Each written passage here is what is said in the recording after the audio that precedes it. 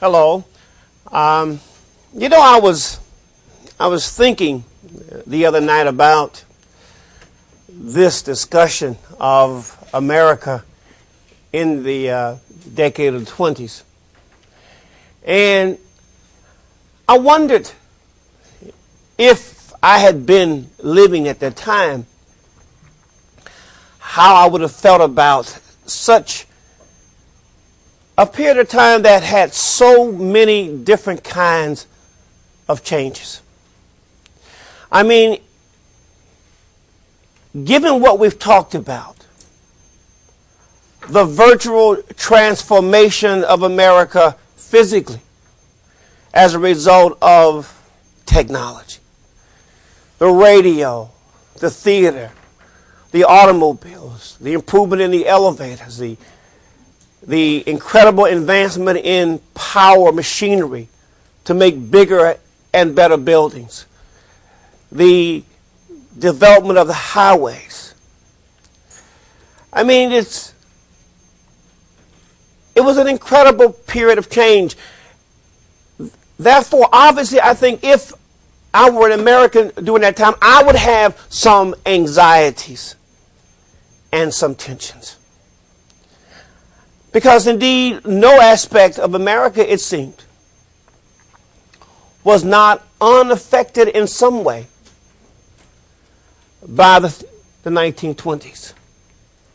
I think that's why I also called it the period, it's a paradoxical decade. It's a decade of both change and reaction, of progress and an attempt at fundamentalism in the sense of bringing America back to a time that was free of this progress. Not everybody greeted this progress. There are people who saw this change as baneful. If you recall the very first lecture that we had in this class, we talked about Eric Hoffer's book, The Ordeal of Change. And that how people are afraid of change and how they resist change because it is exchanging the unknown for the known. This was clearly true of the 1920s. The unknown effects of the automobile on the family. The unknown effects of this new aggressiveness and this new set of demands by women to be allowed to enjoy some of the benefits of society that men had enjoyed for centuries. The change of having so many European immigrants into America with old world ways and customs and languages and religions. These changes, the changes in the status of African Americans who attempted to finally demand an end to caste and to be accepted as simply just Americans. Or as W.E.B. Du Bois put it in his classic work, The Souls of Black Folks in 1903, when he said that there ought to be a way in which blacks could be both African Americans and Americans without having the door of opportunity slammed shut in their face. These changes we will see in a moment is not confined to social changes, changes in the elevation for the first time of the legitimacy of science itself, which has a profound effect on creating this fear and uncertainty among many groups within American society in the 1920s. some of these concerns and fears and anxieties manifested themselves obviously in unsavory ways. The National Origins Act of 1924. But there were people who were legitimately afraid of change. I think that is different from individuals who will use this fear of change to advance their own agenda. And certainly no better example of that was our discussion of the Ku Klux Klan during the decade following the war. They took advantage of honest uncertainty, honest anxiety, to advance a philosophy of anti-black, anti-Semitic, and anti-Catholic under the guise of protecting the American family, which indeed was undergoing change. The American family had undergone changes and had been doing so since we read The Jungle. It was the Industrial Revolution that had really begun to place pressure on the American family. Was that not at the heart of the Brandeis Brief in 1908? That there was stress and strains placed on the American family as America evolved and became an urban society, and all that, and all the attendant to that, technology and the rest. So I guess what I'm saying is that not everyone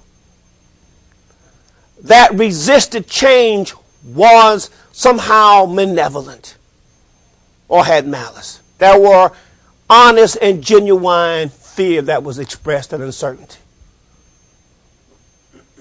We always try to ascertain motives.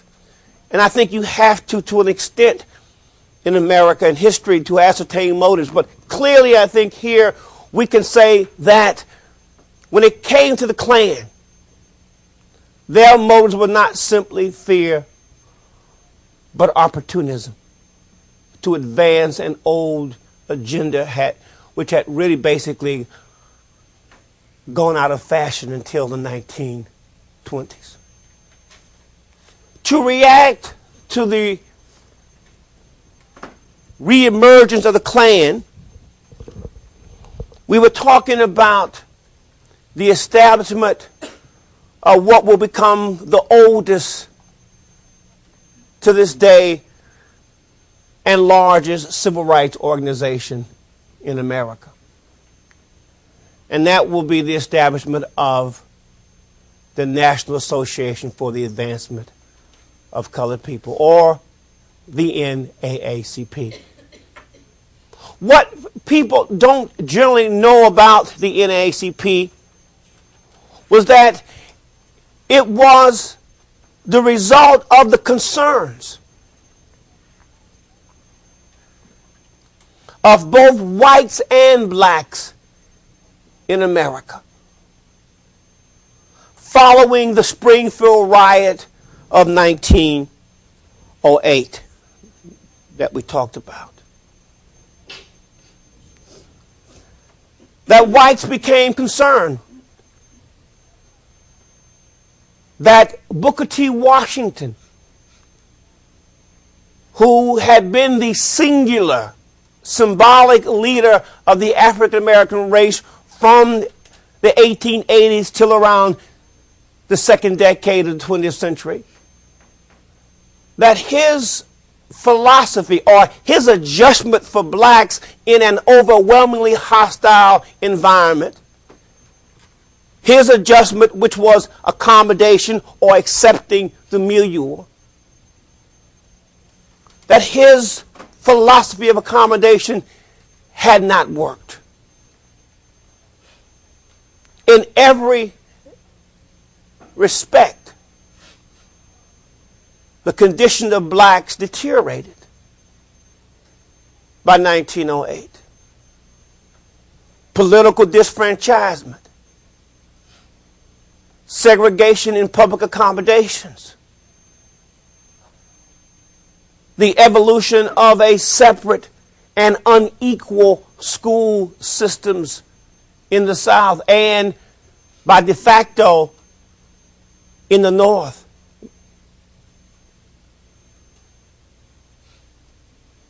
That his program had not worked. And now, beginning in 1905, first with the all-black movement, the Niagara movement, established by W.E.B. Du Bois, you can see now a handful of blacks and a handful of whites who now argue that it is time to take an affirmative position against this process, this nadir in the life of African Americans in America. This process will coincide, interestingly enough, with the rise of the Klan and even the progressive era.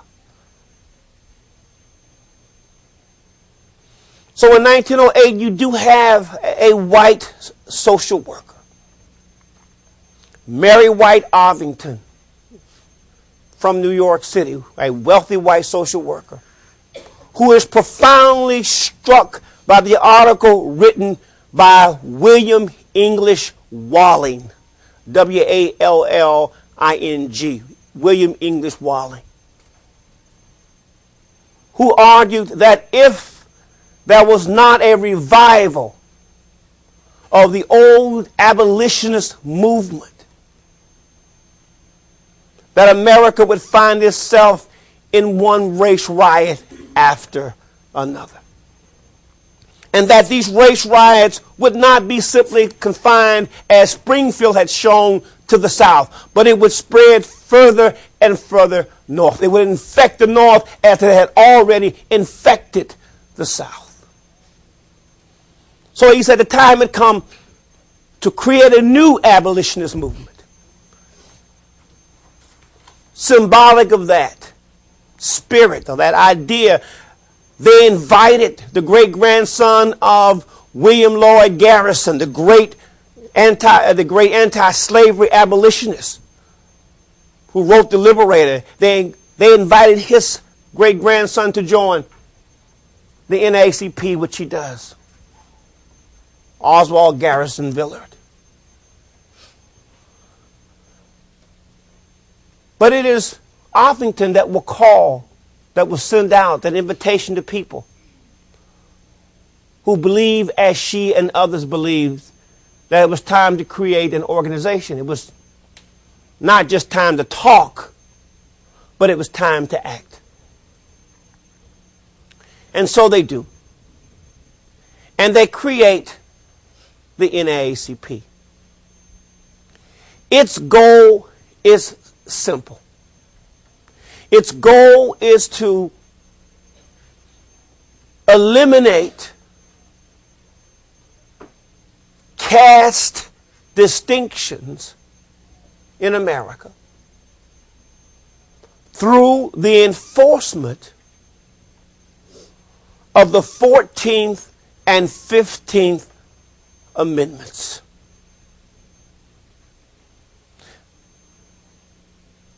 If you were able to dismantle the legal and statutory barriers which stood in the way of blacks exercising their rights as first-class citizens, you would then achieve what Walling argued in his article, a level playing field. A playing field in which blacks and whites would share equal access to America's social, political, economic, and legal resources. Well, how would you achieve the enforcement of the 14th Amendment, 14th, 15th Amendment? How would you go about tearing down these statutory barriers, these laws and states that kept blacks in a second-class citizenship position? You would do it by a program that they called non-economic liberalism. Non-economic liberalism. Now, the term non-economic liberalism was chosen very carefully, because many of those who joined the NAACP, the early NAACP founders and fathers, were often economic radicals.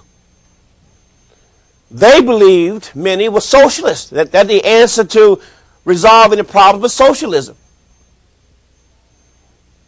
That was the only way to make up the great deficits and great disparity between whites and blacks. But obviously, those were radical and unacceptable philosophies. So they put their personal philosophies away on any philosophy that would articulate an economic program. Because God knows, as one said, the worst thing in the world would be to be both black and red. You would be in a whole lot of trouble. So they eschewed then an economic program and would leave that to a fledgling group which would become today the National Urban League that we know of today, the National Urban League, founded in 1911, only 2 years after the NAACP was founded. So the NAACP decided to eschew an economic program in favor of a legal redress program. A legal redress program. There's an old saying in law that the NAACP was fond of citing, of quoting, that for every wrong, there is a right. There's a remedy. And the remedy would come through court action. So the NAACP set up a legal redress committee. And in this respect, the NAACP was extraordinarily fortunate, because they were able to secure the services of some of the country's most outstanding white constitutional lawyers. Moorfield Story, Lewis Marshall, and even Clarence Darrow. These men, these constitutional lawyers who volunteered their time for either for no compensation or a fraction of what they normally received, inaugurated a very successful legal redress program for the NAACP. And in fact, what you would see would be one Supreme Court victory after another. But at the same time, let me always, as I try to do, put things in a larger context. I think society too was changing. As we will see, that blacks were extremely aggressive during this period, certainly the World War I period. The term the new Negro becomes a common term of the World War I period. The new Negro, in contradistinction to what the philosopher Elaine Locke said, the new Negro, unlike the old Negro, was willing to fight and even die for his first-class citizenship rights. He was no longer content to accept the accommodationist philosophy of Booker T. Washington, who happened to die in 1915. So it marks sort of a watershed period anyway, as Booker T dies and goes to the great Tuskegee Institute in the sky.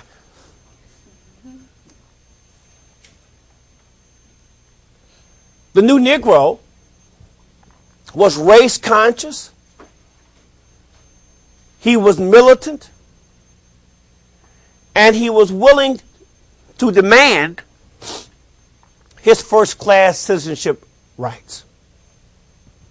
Certainly, if we look at the NAACP, even though, as I indicated, that the founders were majority white, with only one black board member, W.E.B. Du Bois, as I mentioned last time, eventually, the great base of the NAACP would very quickly become these African Americans who were known as the New Negroes.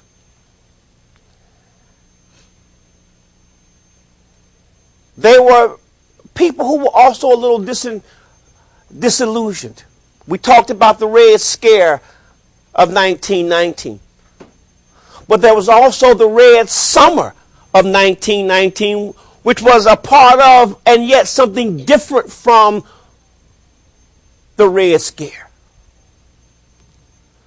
The Red Summer of 1919 was a term coined to describe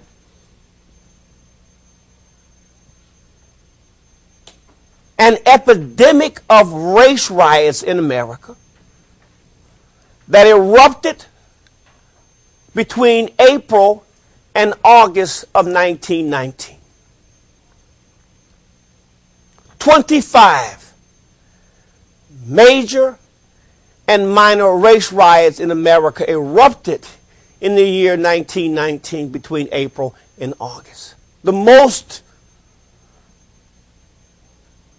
largest of these was the Chicago race riot of 1919, which I think reflected the underlying problems that caused race riots throughout the country.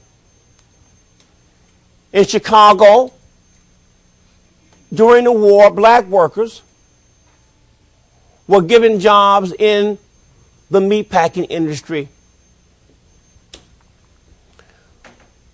They were given jobs both while white soldiers were away and when the war ended and the meatpacking industry, as we talked about, went on a strike.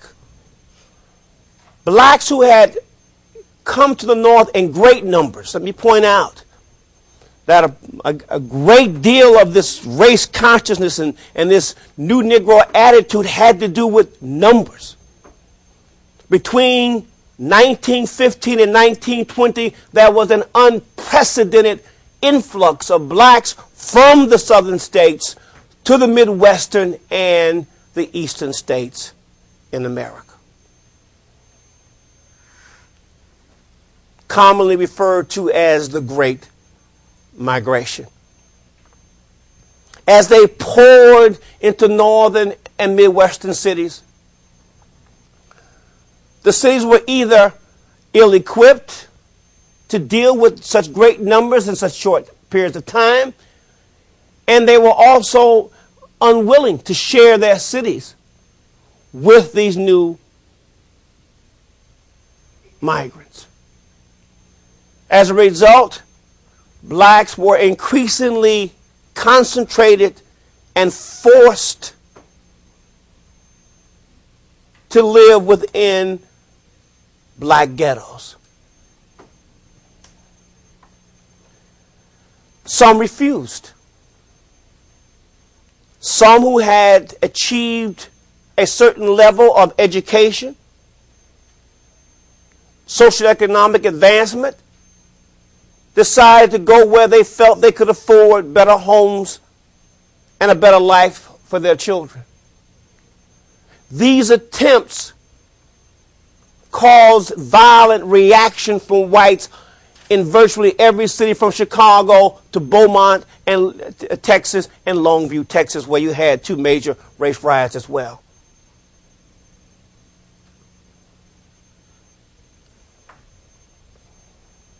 As they attempted to move out, whites attempted to contain them.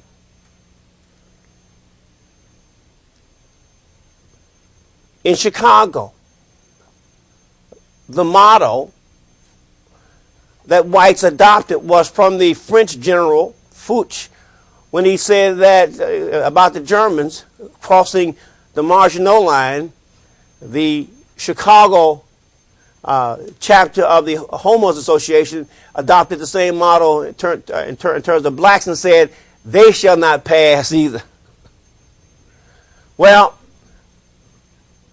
this push against housing, when the strike came in 1919 and blacks who had already had families there, they couldn't go back to the South. There was no place for them there. They were the last to be hired and the first to be fired as soon as the war was over. When the strike came, they were offered jobs. They had been denied access into the unions. The unions would not allow them as members, so what choice did they have but to become strike breakers? So they took the opportunities for jobs in the Chicago meatpacking industry, protected by state troopers and private guards. You had all the makings of a riot. And certainly, as this occurred during the summer of 1919, the summers always seem to be, if you're going to have a riot, it generally will take place in the summer. Nobody's going to riot in the winter when it's too cold. Okay? Not even in Chicago. I mean, you try to ride in Chicago in the winter, you'll have an icicle form on you before you can get the hand up to, to do anything. So most riots, almost, if you look at the epidemiology of race riots, they almost always occur during the summer. So this one happened, and it happened on Lake Michigan. Believe it or not, on Lake Michigan there was something called white water and something called black water. That was the white part of the beach and the black part of the beach. And all the water that went out from the shore was either white water or black water, if you can believe it. No one was expected to swim in the other person's water. Blacks were not expected to swim over this imaginary line into white water and vice versa. Well, the black kids used to have a lot of fun, apparently, at the expense of whites on the beach. Because as they swam, they would swim. They were good swimmers. They would swim way out by the boys, and they would swim into so-called white water. And the whites on the beach went crazy, gnashing teeth, screaming, "Get out of white water!"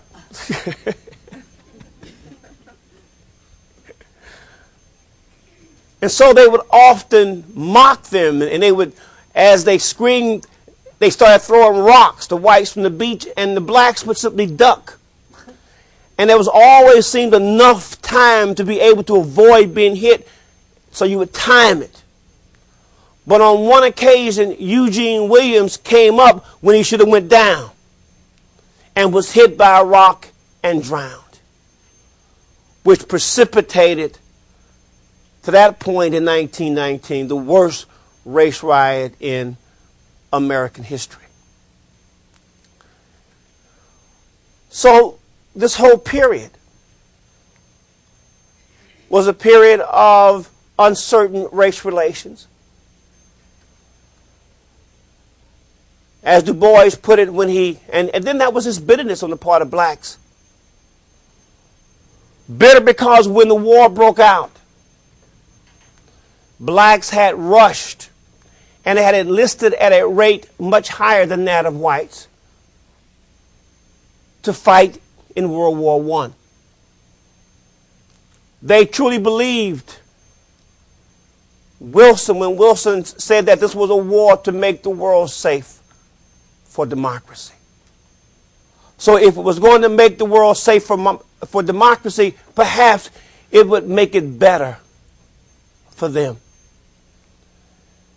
And so they believed W.E.B. Du Bois, who by then was who was the editor of the Crisis magazine, the magazine of the NAACP, when he asked blacks to close ranks, to come together, to put aside their grievances against white society and discrimination and segregation temporarily, come together, close rank with their white brothers to fight an even worse enemy, and that was Germany.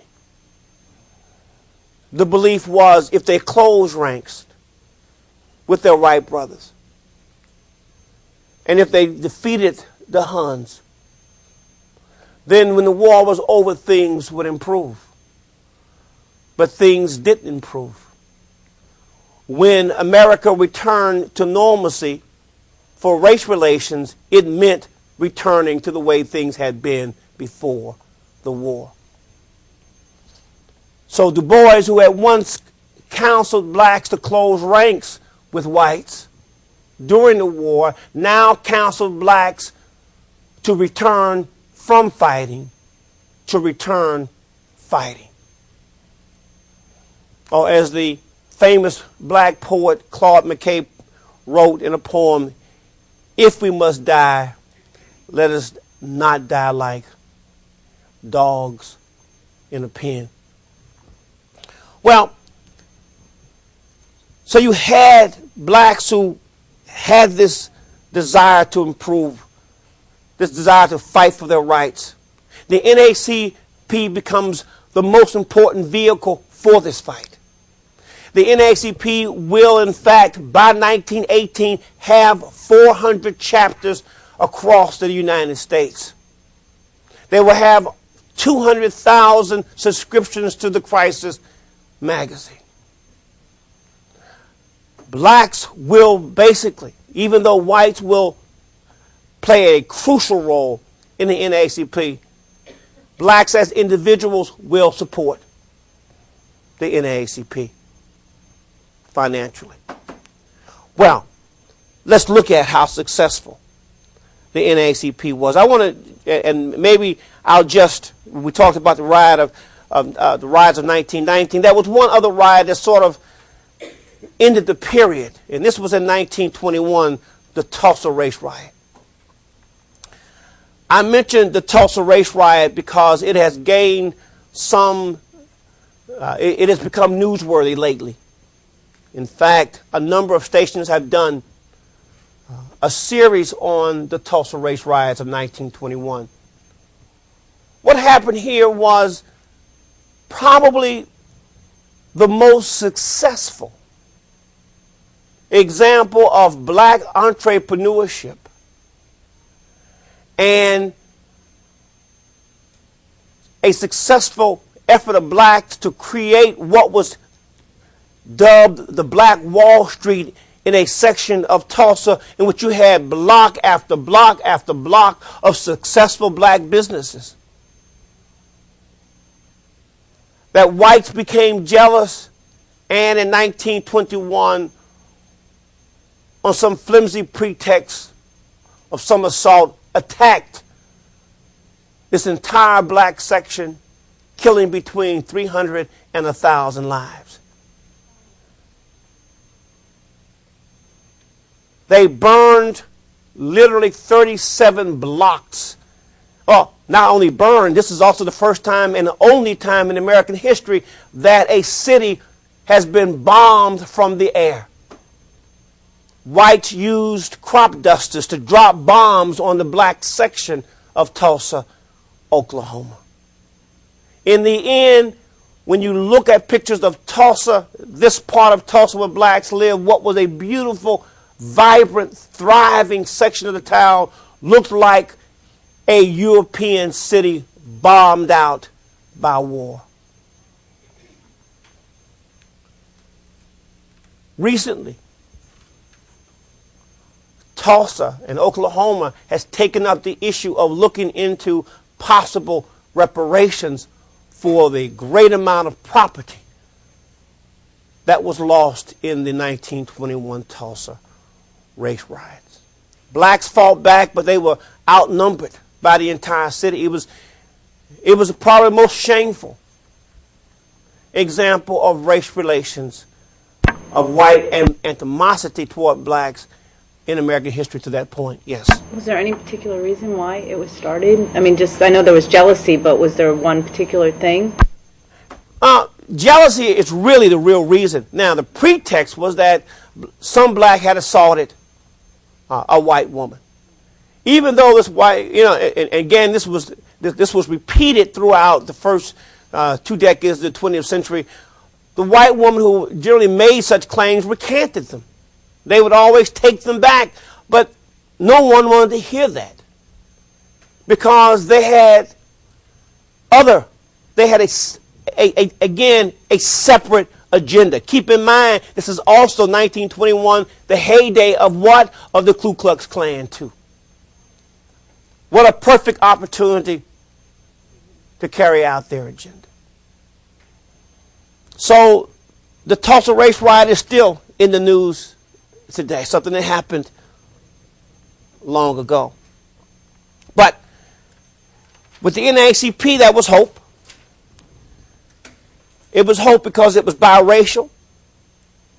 It was hope because not only blacks but whites now saw it in both their interest to try to improve race relations.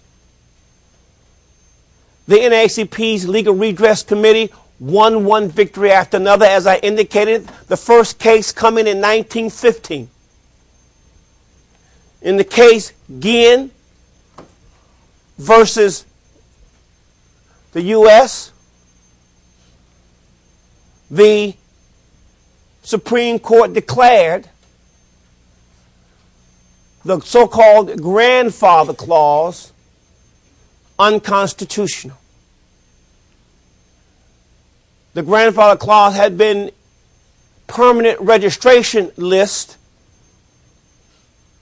developed in certain states by state constitutions that excluded blacks who had not voted before March of 1867.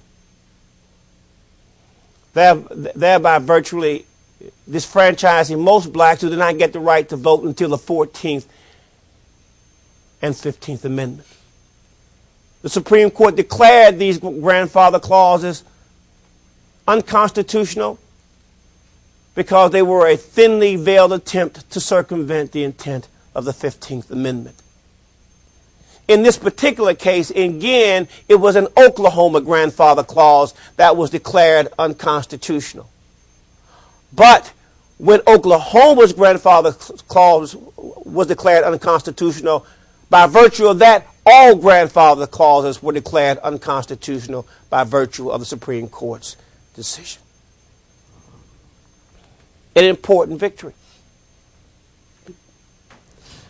Then you had it 2 years later.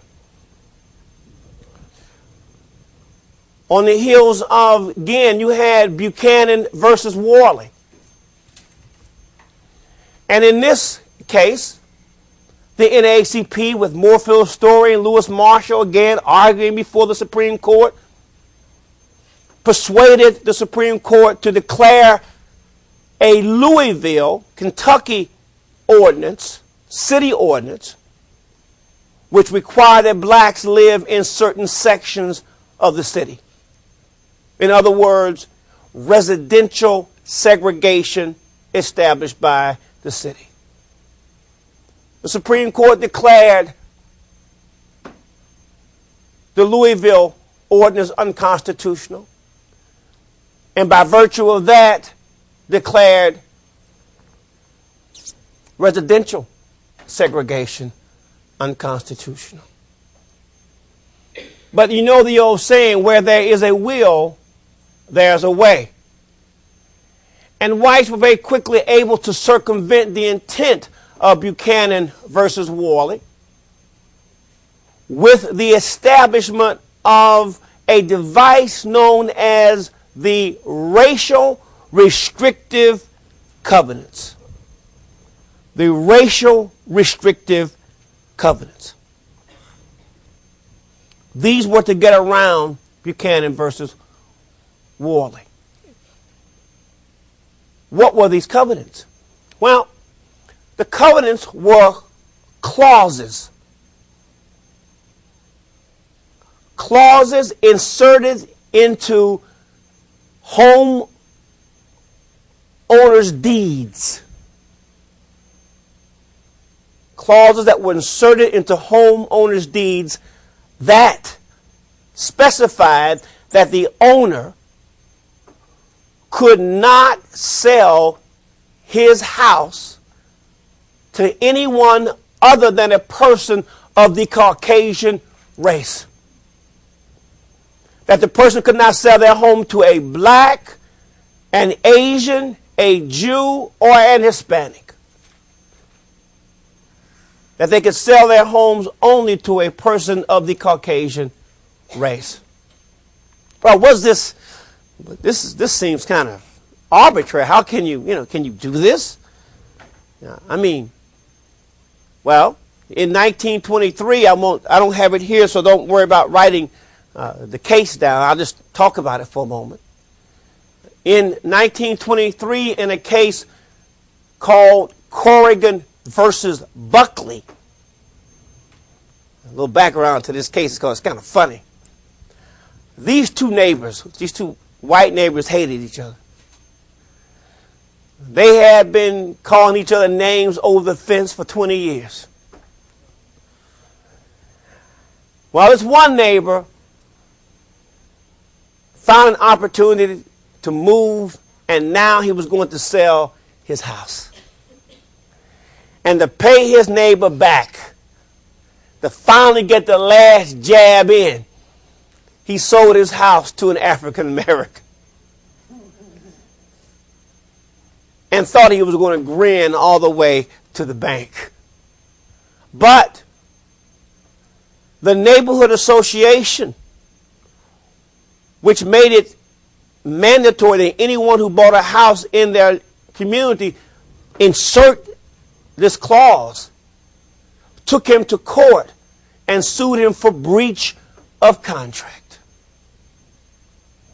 And indeed, in Corrigan versus Buckley, a 3-panel federal court decided that indeed it was a breach of contract, and that there involved no violations of the black purchaser under the 14th Amendment, because it did not involve state action. It involved one individual discriminating against another individual, and the lawful what? Alienation of one's property in the form of a legal contract. So therefore, it was a legal contract. It was binding. Blacks couldn't find redress under the 14th Amendment because it didn't involve state action. So the covenants were, in a sense, by this federal court, in this case, declared constitutional.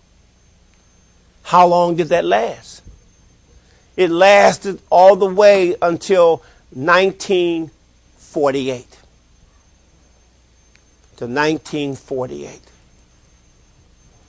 In 1945, the Naacp, under now the leadership of Thurgood Marshall, who was the legal counsel now for the Naacp, who will one day become a Supreme Court justice. Under the leadership of Thurgood Marshall, he devised an all-out attack in 1945 on the covenants. The covenants had been under assault in several states, and several important blacks were now in court involving covenant cases. For instance, Ethel Waters, the famous singer, and the black actress Hattie Mcdaniels, who won an Oscar for her portrayal, for her role in the movie Gone with the Wind. I'm sure you know who she was. So she had bought a house and with a covenant, And she was in court. Hattie Mcdaniels in Detroit, and Cypress versus McGee in Washington. There were covenant cases popping up all over the country. So the NAACP felt that the time was ripe to take the covenants out. So they convened in Chicago, the NAACP, under the skillful direction of Thurgood Marshall. Marshall decided that the way they would pursue an attack on the covenants that had lasted now from the end of 1917 to 1945, that they would take a two-pronged attack. One, they would get as many professors of sociology, of psychology, of history, of law to write articles describing how detrimental such covenants were to the psychological well-being of minorities who couldn't move into neighborhoods because of the covenants. But that was not enough. What they wanted to do was to sensitize the American people to how wrong this was, to get them, again, it's sort of like the muckraking cases, to get people worked up emotionally, to get them in the proper frame of mind for a case. But the second and most important prong of attack would be to find a legal theory to get around this notion that the covenants did not involve the 14th Amendment. That you couldn't find redress under the 14th Amendment, and that this was a matter of contractual law. And as contractual law, you couldn't get around it. So you had to find some legal theory now to challenge the covenants. So they sent out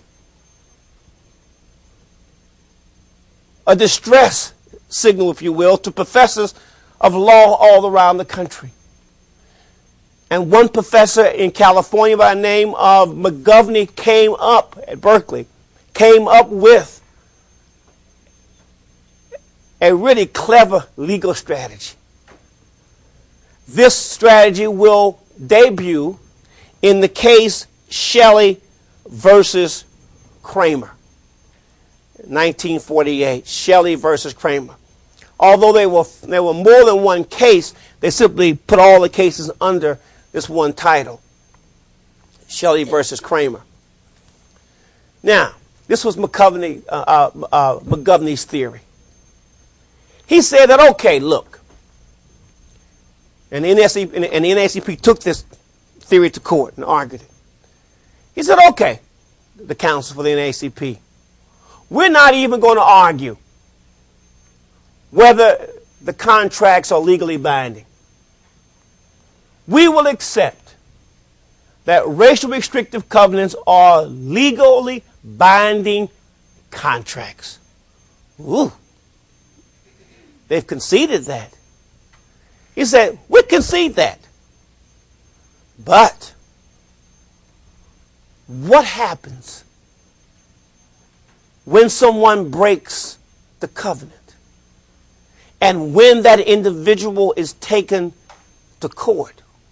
When that black person is sued, or that individual is sued for breaking the covenant? Well, once that individual is taken to court, what has happened?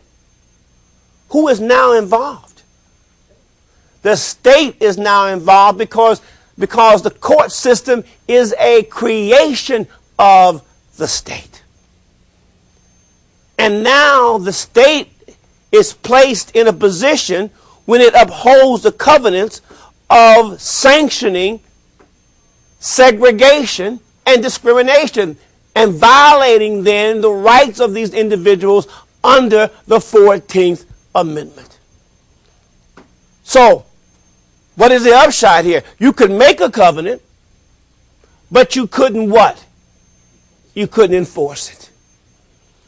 And as more and more people were now selling their homes to blacks, the covenant simply went the way of the dinosaur. after this. Well, and then you had the case in 1927, Nixon versus Herndon. This is a Texas case. It comes out of Texas, in which a black doctor wanted to vote in the all-white Texas primary. Okay, because in the 1920s, there was only one party in Texas. That was the Democratic Party, and it was a party of white supremacy. And they would not allow blacks to vote in the Texas primary.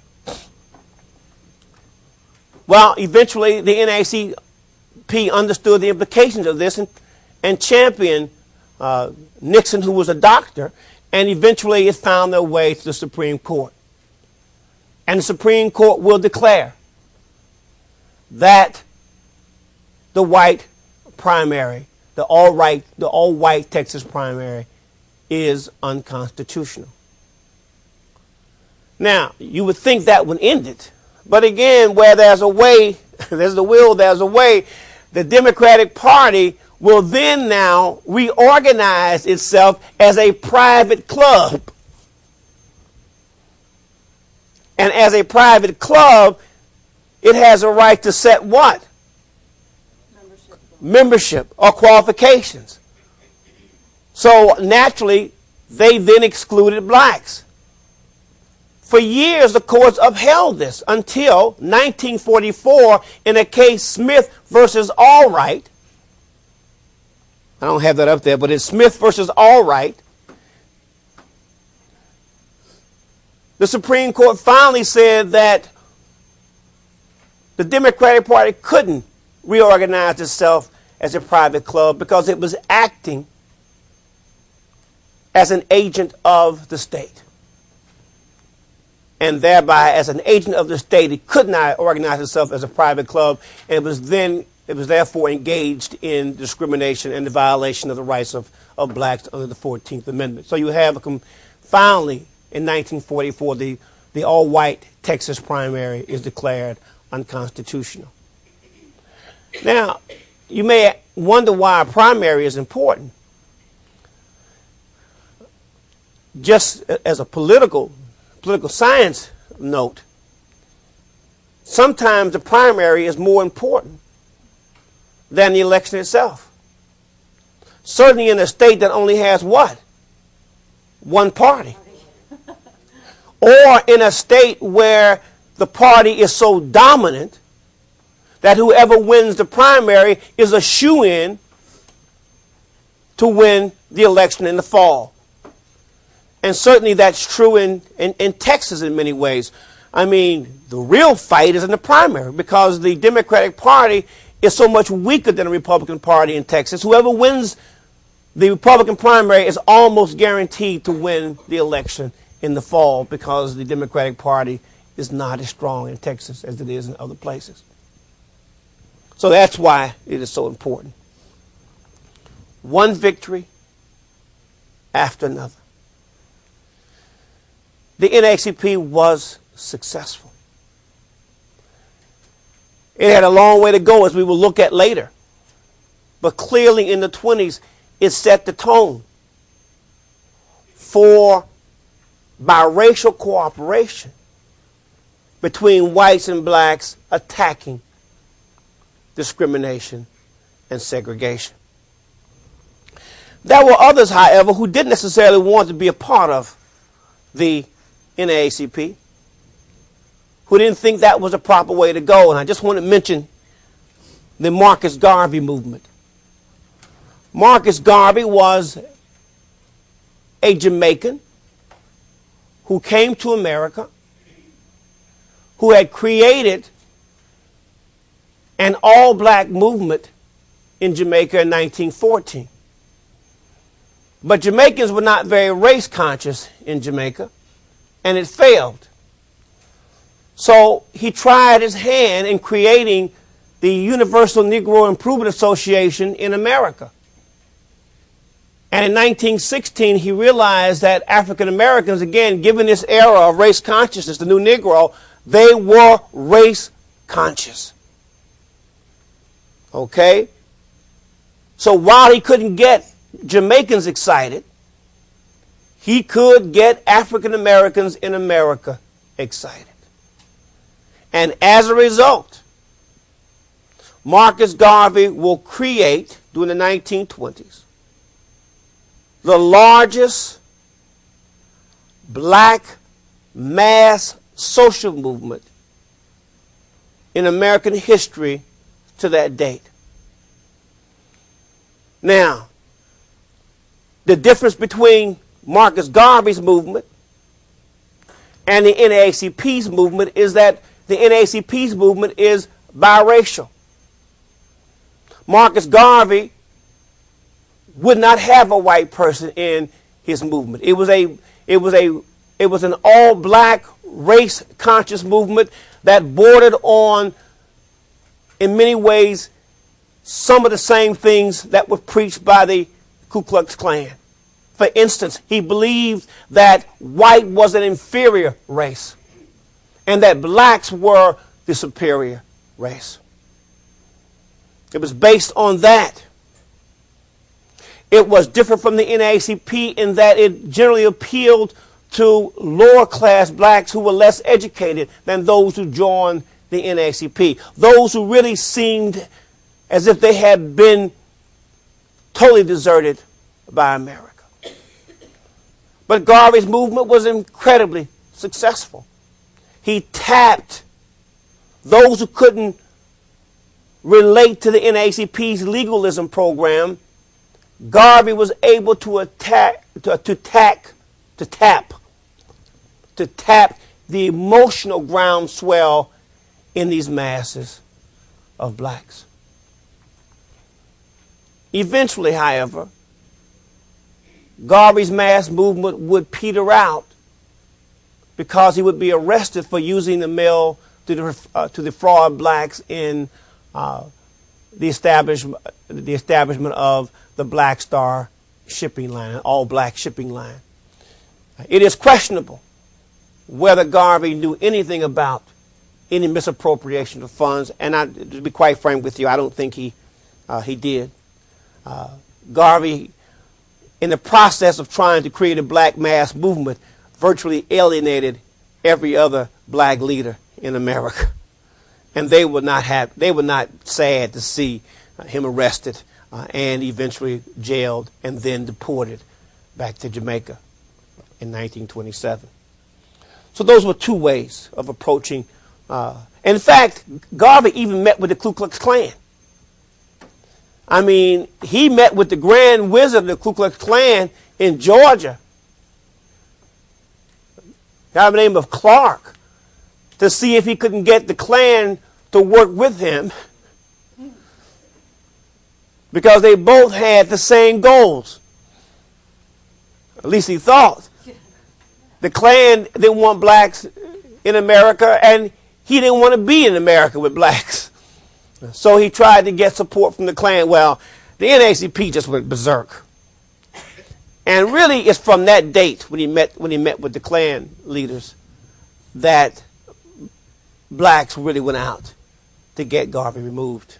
And eventually Garvey made a terrible mistake in doing that. I mean, here are people who have lynched, burned, and killed blacks, and he's meeting with them. But again, as a Jamaican, as a West Indian, it's clear, I think, that while Garvey understood race, he didn't understand race as it pertained to African Americans in America. He did not understand the importance of the Ku Klux Klan as a hated and dreaded organization by blacks. And so he took a risk, and it backfired on him. But it was an interesting movement.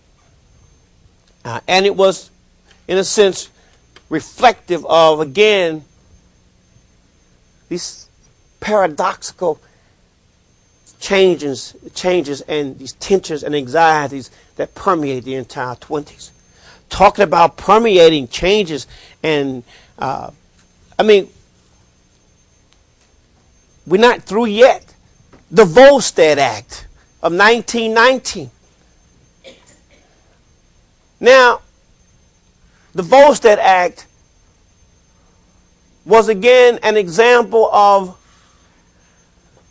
a reaction to America spinning out of control in the minds of certain fundamentalists.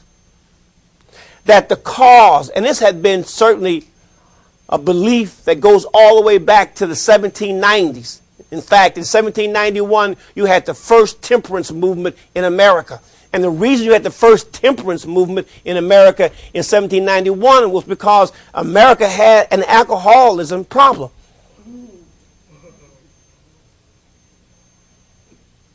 Even our great James Madison would consume a pint of whiskey every morning before he went to work. Maybe that's why he was inspired when it came to writing the Constitution. But he wasn't the only one.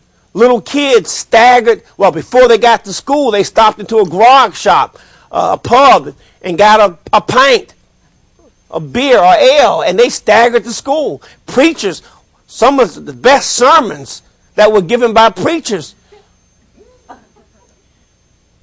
were after they had been fortified, so they could then testify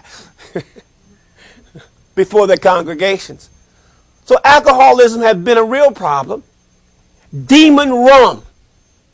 It was said in the post-World War I period was the cause of most of America's ills. It was the cause of America's families disintegrating. It was the cause of all kinds of behavior. So we have the passage of the Volstead Act, which is an amendment which now will prohibit the sale and manufacture of alcohol. If you get rid of that, you will restore America to a point. Again, this period of innocence and away from sin. Well, the only thing that happened until it was repealed in 1933 was that prohibition created a vast empire for criminals. The most noted was obviously Al Capone. I mean, at one point, Al Capone had in his army more than 1,000 men. He had more men than Chicago had policemen. And half of the policemen were his men. So it created an enormous problem. Because if people wanted alcohol, they would get it one way or another anyway. Rich people could always afford alcohol. It would be smuggled in from Canada. Ask the Kennedys.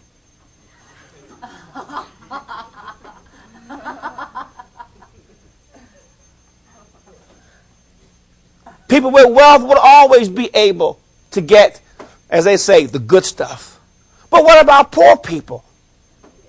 Poor people became so desperate, they drank anything.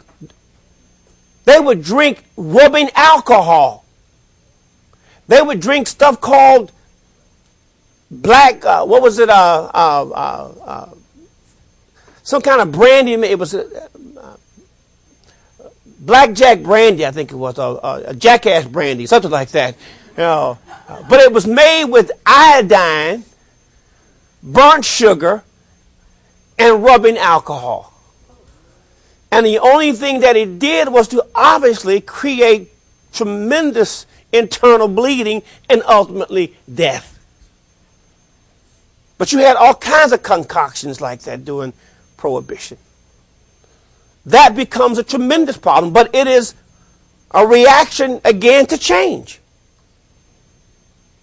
That somehow Prohibition would stem this tide of change. Again, change. Let's look at change as it culminates, this reaction to change, this fundamentalist reaction. It will culminate in the attack on science. During the war, And in the immediate post-War I period, science had gained a legitimacy heretofore unheard of in America. Okay? Certain branches of science in particular gained legitimacy. For instance, the teachings of Sigmund Freud becomes popular during the post-World War I period. Freud's philosophy argued, this is his psychology, his approach to psychology, argued that every motive that a person had could be attributed to sex. That sex moved mankind. And that really the first requirement of a healthy life, according to Freud, was an uninhibited libido. In other words, to be happy, one had to obey one's libido. Freud raised a discussion of such topics as sadism, masochism, and the Oedipus complex. That every boy was in love with their mother. Before the 1920s, this would have been absolutely something that would not have been discussed, and certainly not around scientific circles. But by the 20s, Freudism had gained a legitimacy along with science itself that was disturbing to a whole region and group of people. I mean, think about it. What could be more disturbing to society than a psychologist who argues that everything can be solved through sex? I mean, today we would probably tell him, to turn on the Jerry Springer show. I don't want to knock Freud because the psychologists would have a fit. But Freud was typical, though, of new science threatening old traditions and old beliefs.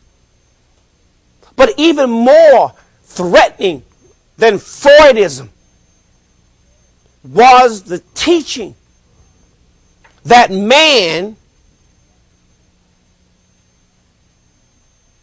had evolved from a lower species of primate, from a lower order of animals.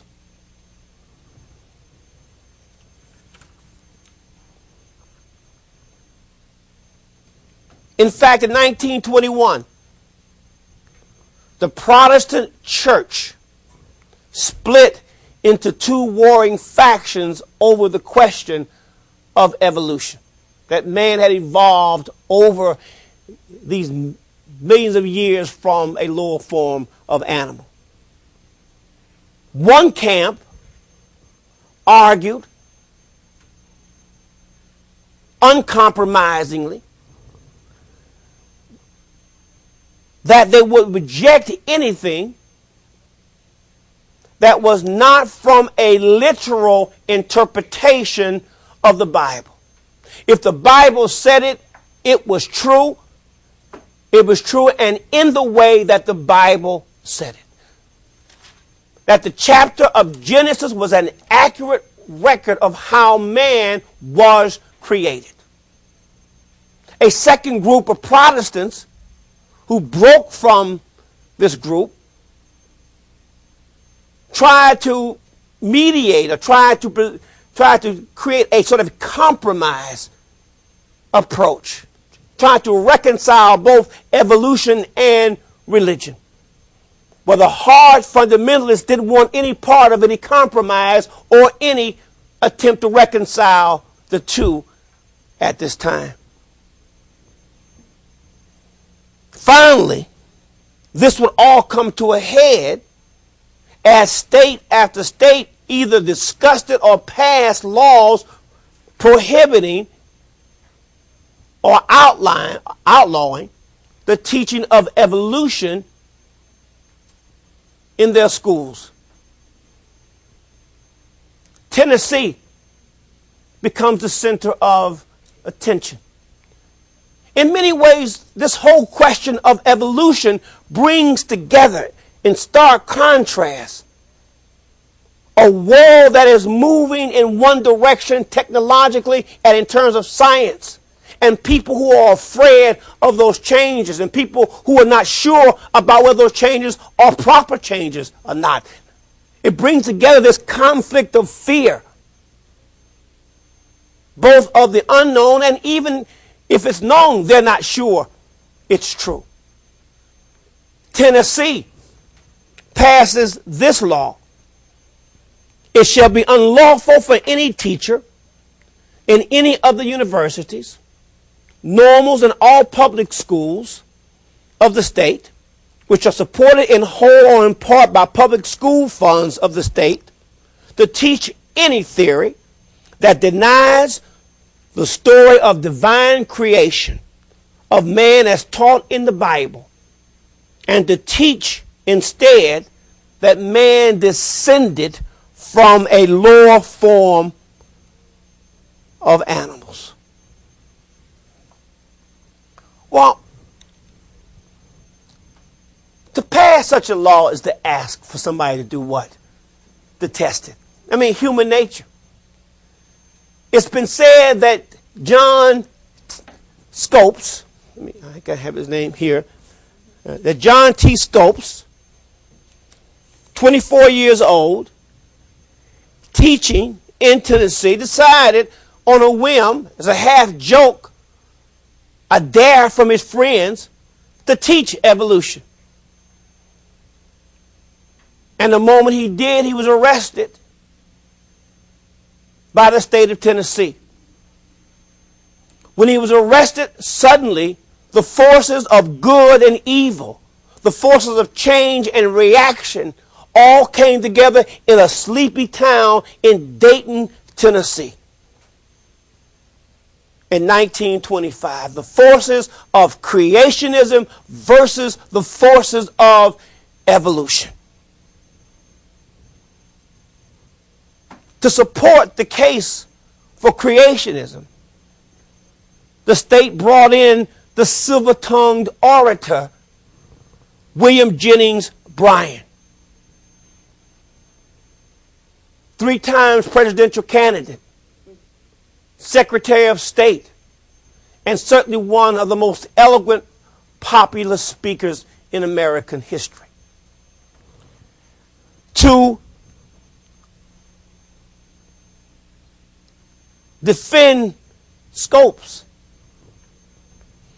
the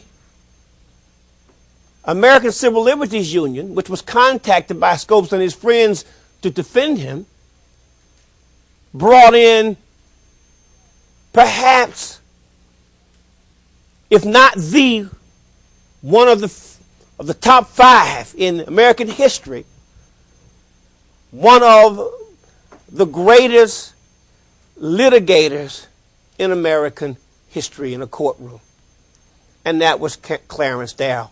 Darrow didn't know much about the technical aspects of law, most scholars will agree, but he was a superb practitioner in the courtroom.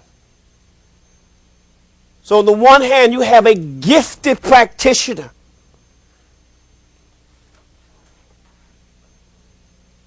And on the other hand, you have the silver-tongued orator.